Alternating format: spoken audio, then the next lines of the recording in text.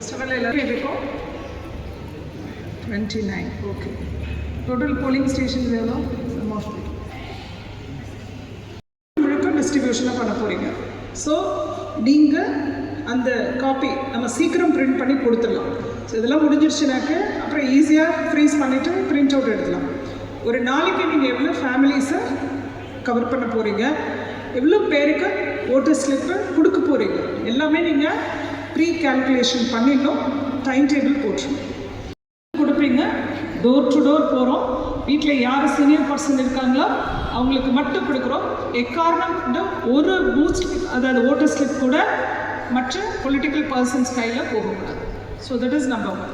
So அதே மாதிரி நம்மளுக்கு எலெக்ஷனில் நீங்களும் பேப்பரில் பார்த்துட்ருக்கீங்கல்ல, நிறைய இப்போ ஸ்வீப் ஆக்டிவிட்டி பண்ணிகிட்ருக்கோம். பார்க்குறீங்களா? ஃபீல்டில் உங்களால் உணர முடியுறதா? சுய உதவி குழுக்கள் பண்ணுறாங்களா? லோக்கல் பாடிஸ் உங்களுக்கு டவுன் பஞ்சாயத்து, வில்லேஜ் பஞ்சாயத்தில் பிடிஓ இல்லை இஓஸ் டோர் டு டோர் கேம்பெயின் பண்ணுறாங்களா?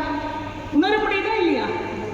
இருக்குதுன்னு இல்லைன்னா சொல்லிடுங்க. ஏதாவது இன்க்ரீஸ் பண்ணுறதில்ல. நம்மளுடைய வாக்காளர்கள் எல்லாரும் வாக்கு அளிக்கிறதுக்கு நாம் ஒரு விதத்தில் பொறுப்பாக இருக்க போகிறோம். ஸோ உங்களுடைய பர்ஃபார்மன்ஸ் ஃபைனலி இப்போ எலெக்ஷன் நடத்துகிறோம், எல்லாமே நடத்துகிறோம். பர்ஃபார்மன்ஸுன்றது எது வரும்? ஏதாவது ஒரே ஒரு ரிசல்ட் தானே பர்ஃபார்மன்ஸ் கொடுக்க முடியும். அந்த ஒரு ரிசல்ட் எது அப்படின்னா, பிஎல்ஓக்கு உங்களுக்கு எவ்வளோ பேர் வாக்கு பதிவு பண்ணியிருக்காங்க உங்களுடைய பார்ட்லேருந்து. அதுதான் உங்களுடைய ரிசல்ட், அதுதான் உங்களுடைய பர்ஃபார்மன்ஸ்.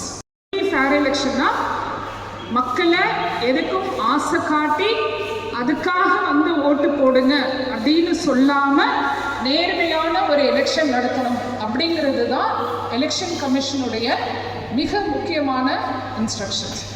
ஸோ இதில் நம்ம ரொம்ப தெளிவாக இருக்கேன்னு தெளிவாக சொல்லிடுங்க. ஒவ்வொரு வீட்டுடைய வாக்கையும் நான் நோட் பண்ணிக்கிறேன். அதே மாதிரி நான் அன்றைக்கி அங்கே உட்காந்துருப்பேன். உங்கள் வீட்டில் யார் வந்தாலும் வராட்டியும் எனக்கு தெரியும். எல்லாரையும் வர சொல்லுங்கன்னு சொல்லிவிட்டு நீங்கள் பண்ணிவிடுங்க. வேறு சென்சிட்டிவான இஷ்யூஸ்ன்றது உங்களுக்கு நிறைய சென்சிட்டிவ் போலிங் ஸ்டேஷன்ஸ் ஒரு சில இடங்களில் தான் இருக்கிறது. நிறைய மல்டிபிள் போலிங் ஸ்டேஷன்ஸ் இருக்கிறதுல ஒரு கலர் கோடிங் சிஸ்டம் நம்ம இன்ட்ரடியூஸ் பண்ணுவோம். ஓகே, ஒரு 2 போலிங் ஸ்டேஷன், ஒவ்வொரு போலிங் ஸ்டேஷனுக்குமே இனிமேல் ஒரு கலர் இருக்க போகுது. இந்த இன்ஸ்டியூஷனில் ஒரு 10 போலிங் ஸ்டேஷன் இருக்குன்னா 10க்கும் 10 கலர் இருக்க போகுது. ஸோ மக்கள் நீங்கள் ஈஸியாக சொல்லலாம். 230னா அவங்க 230 இங்கே எங்கே இருக்குன்னு நம்பர் தேட வேணாம். 230க்கு ப்ளூ கலர் கொடுத்துருக்கோங்க. இப்படி பார்த்துட்டு எங்கே ப்ளூ கலர் டெக்கரேஷன் இருக்கோ அவங்க அந்த போலிங் ஸ்டேஷனுக்கு போயிடலாம். Okay, some decorations or something நம்ம பண்ணி ஒரு போலிங் ஸ்டேஷனுக்கும் ஒரு கலர் கொடுக்குறோம். ஸோ தட் மக்கள் இன்னும் கொஞ்சம் ஈஸியாக ஐடென்டிஃபை பண்ணலாம், ஈஸியாக வாக்களிச்சுட்டு போகலாம் அப்படிங்கிறது ஒன்று.